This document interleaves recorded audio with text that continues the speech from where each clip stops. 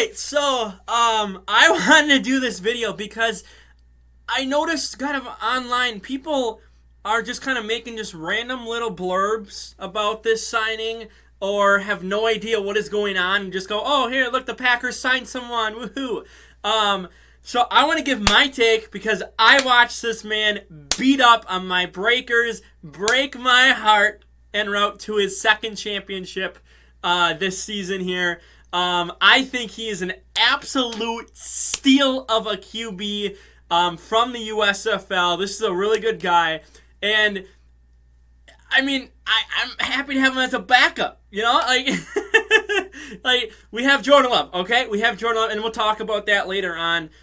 This is going to be broken up into 3 sections. I'm going to give my final thoughts at the end of the video, but I want to look at his stats, which are on the screen. We're going to not only look at stats, we're going to go and watch him play. We'll get to that in a minute because the actual USFL does not have a actual highlights. Like, they have highlights of every game, but not, like, player highlights like how the NFL does it. So I found someone who did it online, so we'll shout them out. I'll put them in the description below, too, if you want to watch the video. I'm going to mute the audio because they just have music over it because it, it helps them so the USFL doesn't cancel them, too, for the channel. But I found a channel. We're going to watch that, and I'm going to give my breakdown, my thoughts. So, starting out, two-time champion, MVP of the league this year. So in the modern USFL, which we've had 2 seasons so far, he's the second MVP. Last year we had a running back. This year it's Mcgough as the quarterback.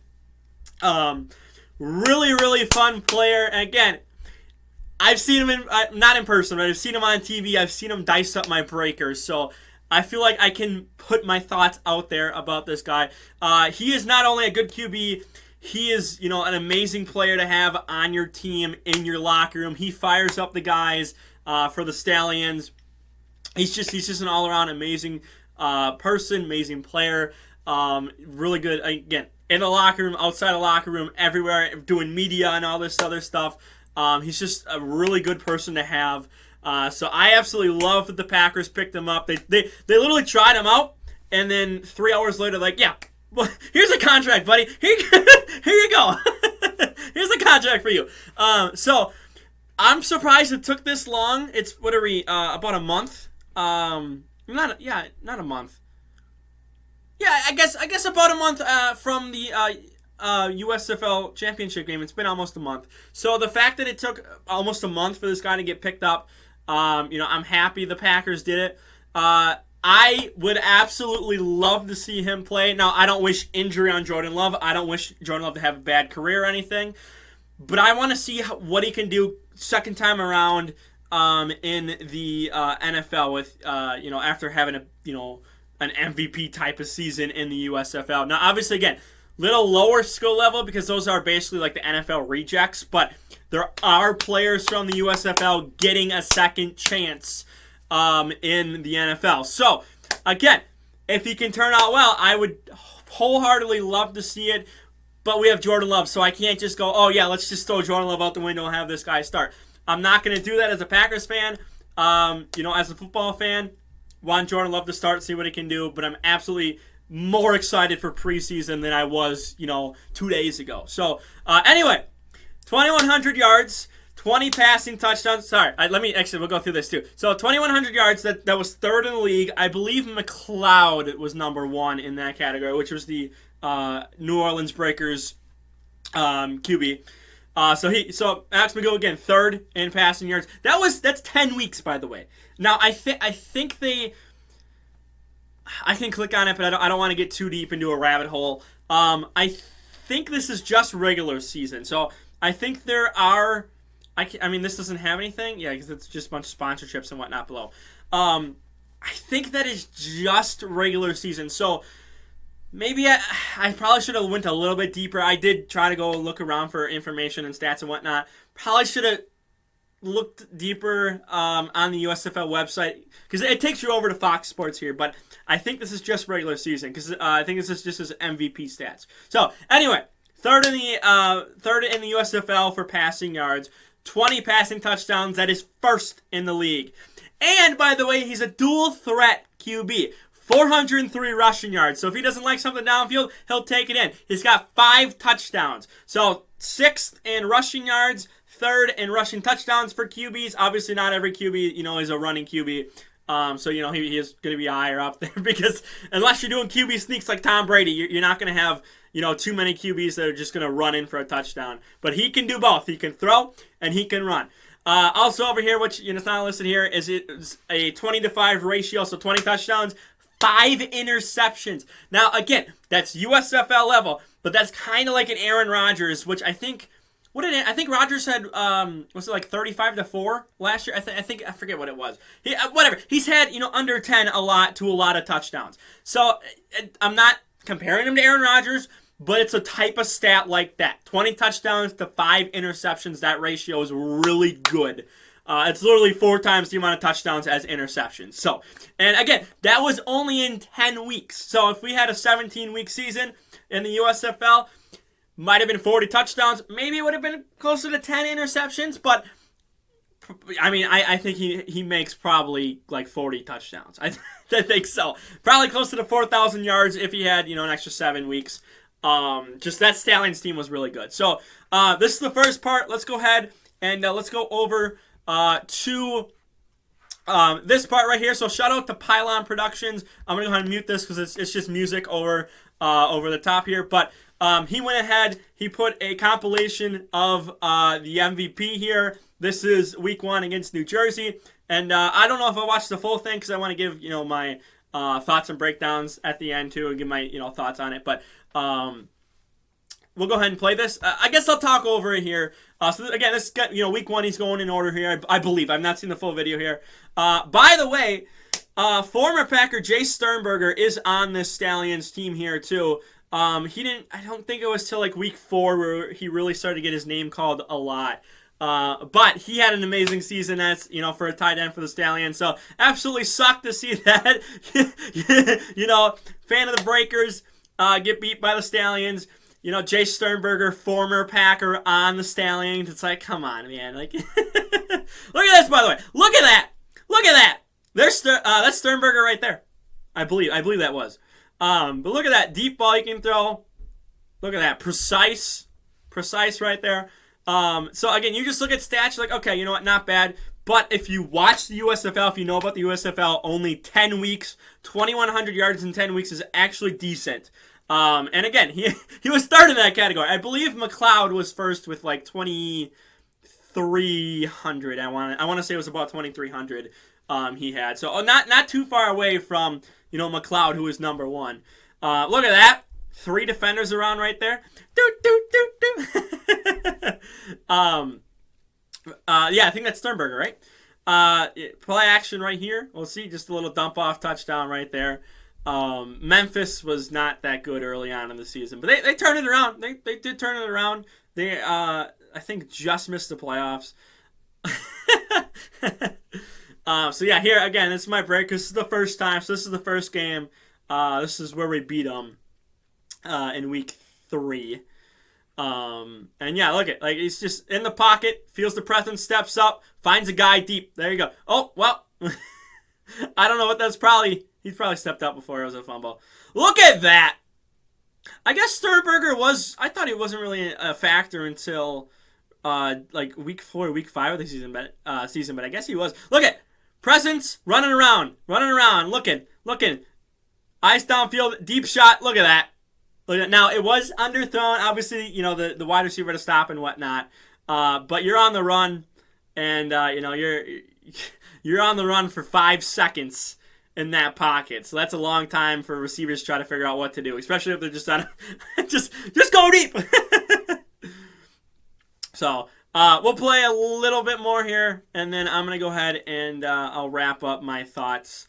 But we'll get a couple minutes here of footage. Okay, there's one of his rushing touchdowns, staying in bounce, just touching the pylon. Obviously, that's the same in the NFL. Just touch the pylon and you're in.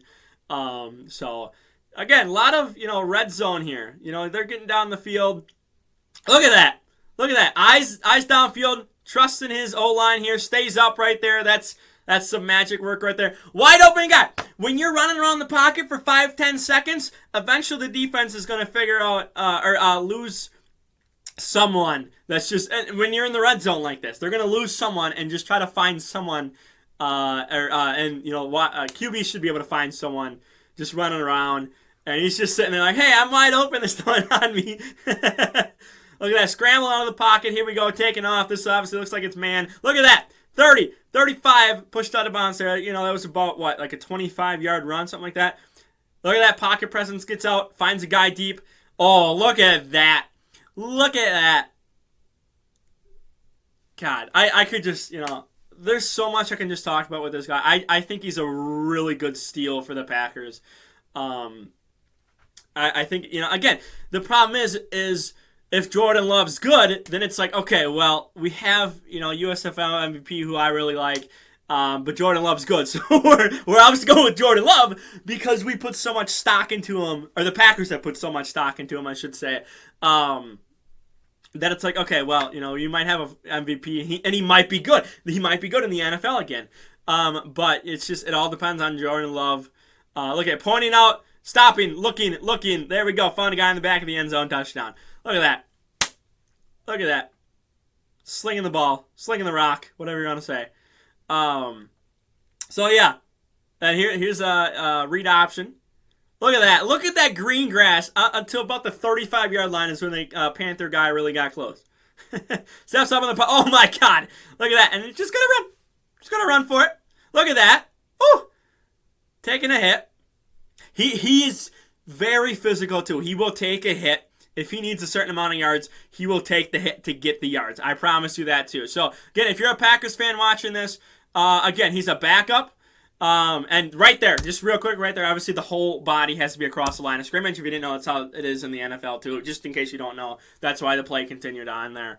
But yeah, if you're a Packers fan, you don't know who this guy is, you don't know what's going on. He is a former MVP now, second chance in the NFL, and I just, obviously you're on one of the better teams in the USFL, but when you can do this and when you can throw, yeah. And you're putting up numbers in 10 games. You have a good touchdown to interception ratio in 10 games. I'm going to say, you're pretty good.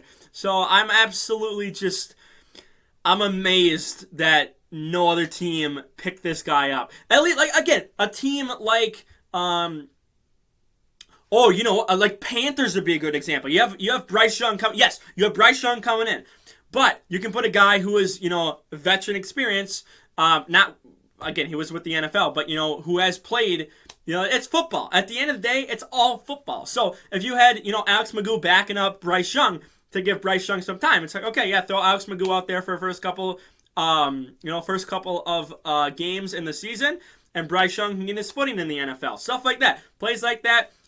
Texans, trying to think out. I mean, the 49ers would be like, yeah, you know what? We just bring in every QB imaginable. we'll take a whole roster of QBs if we have to.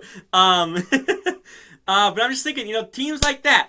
Again, he's more so like a backup. But for again, a rookie QB coming in like Bryce Young, I think it'd be a perfect fit to throw this guy out there. And then you have Bryce Young coming in and out. Maybe kind of switching plays, switching drives or something like that, just to give Bryce Young some time in the NFL. Obviously, again, he's picked high for a reason. He should have experience, but you never know with rookie QBs. And I guess you never know what can happen with. Look at that, buying time in the pocket, finds a guy. But yeah, I just think a team like that, a lower tier team that maybe needs a QB or needs a backup, or again needs someone more of a veteran style one to kind of transition a new rookie or second year QB into. Playing for them. So I'm so happy. Obviously, again, I mean, it works out. Look at that. Look at that dime. I'm going to play this again after this. I think this goes, no. Does it go for a touchdown? Okay, hang on. Watch this dime. Look at that. Look at that. What a dime. So I'm going to go ahead. We're going to stop it right there. We don't need to see my pain at the end. Actually, let's watch the championship game. Here. Let's watch the championship game. We'll watch that. And then we'll kind of finish up here. So we'll watch a little bit of the championship game. So obviously this is the equivalent of Super Bowl. Look at that. Look at that. using his athleticism just to get the first down there. Oh, here's a deep ball. Here's a deep ball. So, look at that. He's got swagger on him. But I absolutely look at a dime. Now, obviously, that's picked off if the defender is looking at the ball. He threw that in the window, and the defender had his back turned. Like, NFL cornerbacks, you probably don't have your back turned. And, that's one, argument against. We'll go ahead and stop it right there. Actually, let's let one more play here. Is this another deep ball? Look at that. Running around the pocket, extending the play, looking, deep shot on the run. Touchdown. We'll stop right there. So, let's go ahead and get into the third part of this. Okay, so, just final thoughts here. Again, I kind of touched on it, in the video and whatnot, throughout, but I'm ecstatic for this. I think this is, I would like to see him be a starting QB, but, we'll get that in the preseason, obviously. He'll get some time in the preseason, but, I think he could be good. I think he really could be good. Now, if Jordan Love is bad, maybe we're throwing him into the fire in the second half of the season if Jordan Love just has a terrible first half of the season. But I don't expect that. So, again, that's why I feel like a team that, isn't 100% sold on a QB. Now, I guess the Packers aren't 100% sold on Jordan Love. All reports that are coming out are like, hey, this guy could be good. So, it could be good, which means there's potential there for Jordan Love to, have a good season as the starting QB. And I guess that also is kind of a reason why it's like, hey, let's bring in a guy who just won MVP for the USFL. Again, I think he's a steal. I'm surprised how long it's taken just to, we got him a month after, and you would think other teams would be looking at him. So I think it's a steal of a pickup here, steal of a backup. Now, obviously, we got, was it Sean Clifford? Who is going to be battling for a backup spot too. But there's three spots on the for QBs. Obviously, you can have emergency QB now. They the Niners kind of pushed for that last year. If you if you know what happened to them, they lost like 17 QBs in their season. So they helped push a thing. Obviously the rest of the NFL did too. So you can have 3 QBs ready to go any given Sunday, any given Monday, Thursday, etc. for game day. So, it's not like, hey, we're going to push out our, was it 5th round or 6th round pick, Sean Clifford, like, screw you, as the phone rings. Hopefully no one's trying to call me. Yeah, no one's trying to call me. Screw the 5th or 6th round pick. Let's go with this guy who was just MVP. So I think, just, again, I don't wish Jordan Love to be bad, but I'm excited to see how this guy performs in preseason. I'm excited to see just everything about him, the swagger at him off the field, hear about what he kind of does in the locker rooms, kind of behind the scenes, the limited amount of information that we'll get from that. So I absolutely love this. I cannot state enough how much I love this. Now, maybe I'm watching this back 3 years in the future and we're going, yeah, that did not turn out well. But I just, right now, I feel like it's a good thing. I do. I think having a backup like this with some experience, now again, a little bit lower level guys, but you have a bunch of young guys on this Packers roster here right now. So they can all kind of, grow together. Obviously, Jordan Love's one of the older guys on the roster now because we just got a whole bunch of, second-year rookie players coming in. I mean on offense. I'm talking offense specifically, not the whole team because obviously you have some really, veteran defense players. I mean on offense, you have a lot of these younger guys around Jordan Love too. So, just again, I'm gonna keep saying it, but I love it. I love it. I love it. I love it. It sucks what he did to my Breakers, having to watch that, but well-deserved MVP. Again, through 10 weeks, 2,100 yards, 20-5 touchdown to interception ratio. So, I mean, he's just, you need someone to come in, whatever. Jordan Love gets hurt or what, which again, we're not gonna pray for that. We're not going to wish that to happen. We want everyone to stay healthy, everyone to be healthy. Now, obviously, is that 100% going to happen? No, because the stupid injury bug and things always happen on the field. But we're never going to pray for that. We're never going to pray for anyone's downfall. But if he gets the opportunity, I'm front of the line going to say, I want to see how this goes. I will defend him if I have to defend him. So I'm really excited. And again, you can look at stats. and go, okay, good stats. If you don't know anything about the USFL, again, it's 10 weeks, 10 regular season weeks for those stats for his MVP season. So that's pretty good for the USFL in terms of stat wise. But I had to pull up video because you can't just sit there and go, oh, let's look at the stats. You got to pull up receipts. You got to pull up the video and just kind of show, what he can do. The deep balls he can do. He can throw on the run. He can run if he needs to. He can extend the plays. He's got good pocket presence. There's just so much that I love about this guy. And obviously, again, not many people are watching the USFL understand what this signing is. For me, it is a big signing as a backup quarterback. This is an insurance policy if Jordan Love does not turn out well. Now, we're sitting here in July, so he isn't, officially made the 53 man, okay? Like, you can have him on practice squad too. So he could throw out there and throw ducks, which I don't think is going to happen, because he impressed, I said at the beginning, he impressed the Packers staff same day to go, here's a contract. Let's see if we can get you on the roster later this year or in a month. So the fact that he can do that the same day, 2 hours after it was reported that after the workout that he got the contract for the team and whatnot, they were signing with the Packers. 2 hours after, there's something there that they like about him. So again, good backup QB. If he ever has a potential to play starting QB, I am here for it. I am going to love it. I'm going to watch him. And, we're going to be fans in the moment. We're going to criticize everything in the moment, every single thing they do wrong in that moment. After the game, take a step back, and we'll look at, okay, what happened here and what happened there. And I know I'm probably 100%, I'm probably going to do that on a stream this year, in the future years, whatever. I myself get caught up in the moment too. Okay, so if he does one bad thing in the moment, I might get upset. Stepping back, let's look at it from afar and put emotions out of it. So, again, just gonna wrap up here. I know I keep saying the same thing over and over and over. I do, but it's just such a steal. It is such a steal for the Packers to get this guy. And a whole month after the USFL championship game. And again, I think for, I mentioned before, someone like a Bryce Young, have him back up, or, throw him out there first couple of weeks. And obviously if Bryce Young struggles, then you have a QB to kind of interchange here and there.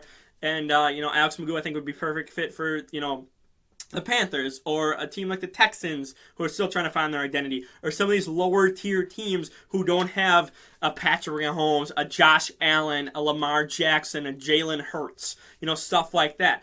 And there's a lot of teams out there that need a QB too. And yeah, I like it.